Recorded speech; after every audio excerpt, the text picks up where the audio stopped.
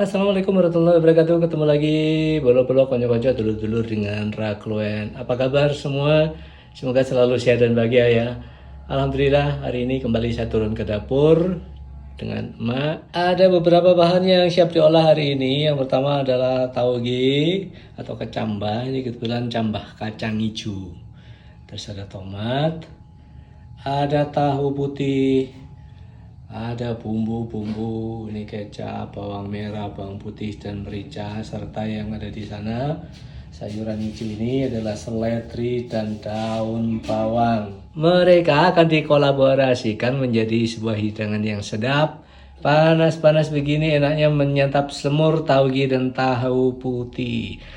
Masakan sederhana ala kampung yang biasa akrab dengan lidah kami. Yuk kita mulai. Semur tauge dan tahu putih.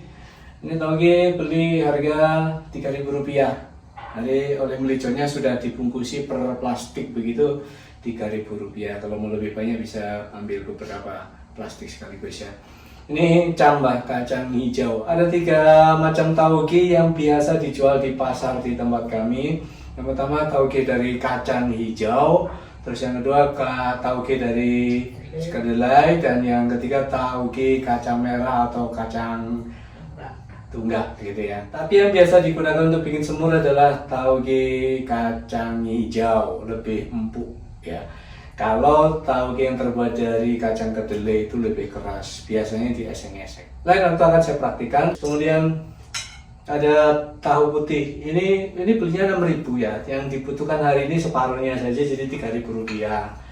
Terus ada ini daun seledri dan daun bawang yang cuma 2.000. Tidak dipakai seluruhnya tentu saja, sebagian harus disimpan. Sudah satu ikat begini harganya 2.000, mau nggak mau ya harus dibeli semuanya. Tapi bisa disimpan untuk bisa dipergunakan pada hari-hari selanjutnya. Terus bumbu-bumbu yang sudah lazim digunakan tentu saja bawang merah, bawang putih, kemudian ditambah merica, sedikit merica untuk aroma, dan khas dari semur adalah kecap manis. Terus tomat tambahkan, nanti akan saya gunakan paling 1-2 biji saja agar kelihatan lebih berwarna begitu dan aroma asam-asamnya sedikit. Jadi tahu saya potong-potong kecil-kecil persegi, kayak kotak-kotak lah. Saya potong kotak-kotak sesuai selera. Begini, ini saya favorit banget karena seger. Saya memang paling suka sayur-sayur yang bening, sayur yang bersantan kadang-kadang saja. Hati-hati mencucinya juga karena ini masih mentah, otomatis akan hancur kalau terlalu kasar menyentuhnya. Cuman ya digoyang-goyang begini saja lah. Nah ini sudah mulai terlihat putih. Sekali lagi sampai yakin bersih.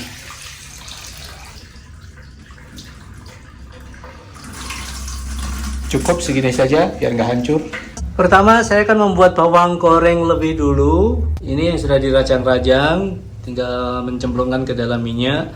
Nanti dibuat sampai kering, sebagaimana lazimnya membuat bawang goreng atau berambang goreng. Apinya jangan terlalu besar ya, karena ini rentan sekali hangus. Jadi apinya sedang-sedang saja agar bisa matang sempurna, kering sempurna, tapi tidak hangus. Sudah cukup.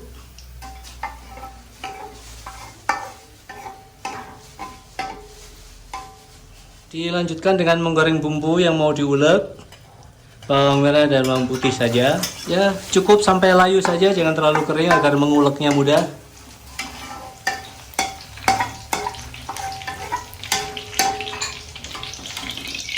Terakhir adalah menggoreng tahu yang sudah saya potong kecil-kecil dan sudah dicuci tadi. Hati-hati dalam proses menggoreng karena tahu ini sangat rentan hancur kalau tidak telaten ya. Seperti ini ditempatkan dulu agar semuanya terendam minyak. Minyak sengaja tidak saya tambah agar seperti ini saja cukup ya. Ini nanti dibiarkan sampai setengah kering, tidak usah terlalu kering. Kalau mau yang mentah boleh langsung ya, langsung seperti ini, tidak perlu digoreng, langsung disemur, tidak masalah. Kebetulan saya mau yang tahunya setengah digoreng. Digoreng setengah matang, bukan setengah digoreng. Jangan lupa seledri dan daun bawang dirajang halus. Sambil menunggu tahu yang digoreng setengah matang, saya guyur dulu tauge dengan air panas.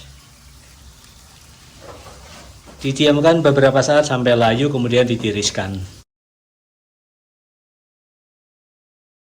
Bawang merah dan bawang putih yang sudah saya goreng sudah siap diulek. Saya tambahkan sedikit merica, beberapa butir saja, 10 butir sajalah. Yang penting ada aroma ya. Yang penting muncul aroma dari merica, jadi tidak terlalu menyengat nanti rasanya. Tambahkan secukupnya garam. Mengapa saya tidak menambahkan gula? Karena nanti saya akan pakai kecap manis.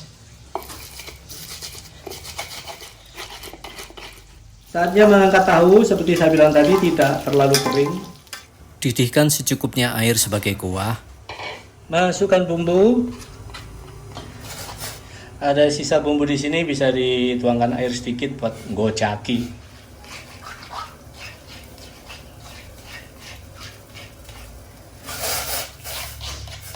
Masukkan tauge. Terus tahu yang sudah setengah matang digoreng. Jangan lupa bawang goreng dan seledri plus daun bawang. Kecap manis. Ya, secukupnya ya. Sudah segini saja. Sedikit penyedap. Jangan lupa tambahkan tomat, diiris-iris begini saja.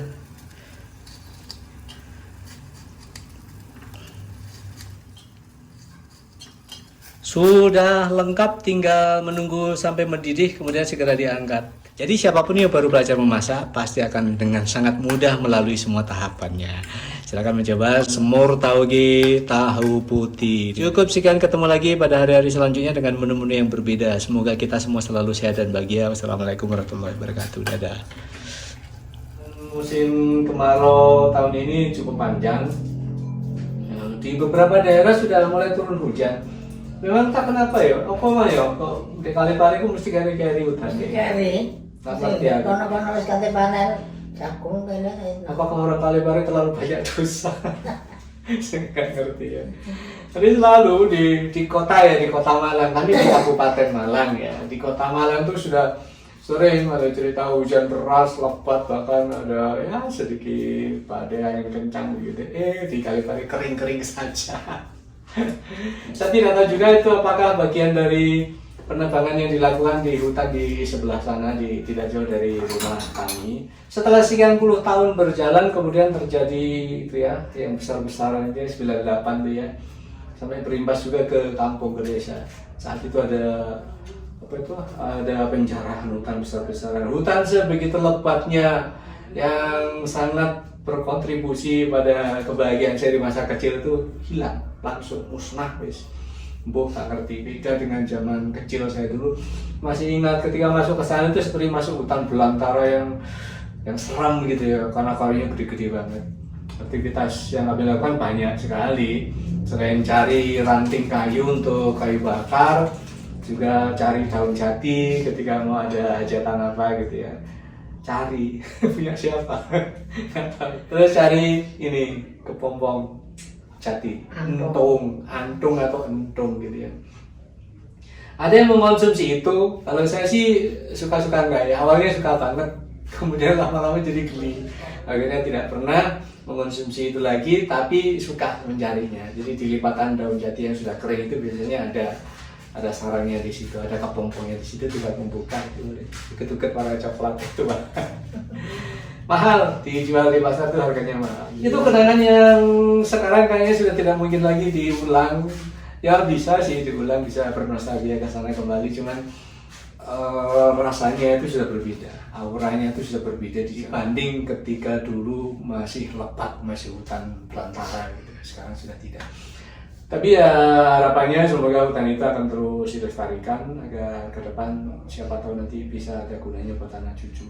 Mudah-mudahan kekeringan yang terjadi atau keterlambatan musim penghujan yang terjadi bukan karena itu, ya karena memang belum gilirannya saja ini ya. Itu sih sekilas tentang hutan masa lalu dan banyak lagi cerita-cerita yang ada di sana. Termasuk ketika mencari buah kania dia di sekitar situ. Ini bahasa resminya apa ya, bahasa ilmiahnya apa saya nggak ngerti ya, buah kania pokoknya itu ya, bulat-bulat. Sawu. Bukan kalau sawu. Rupane anu kuwi lonjong bentuke.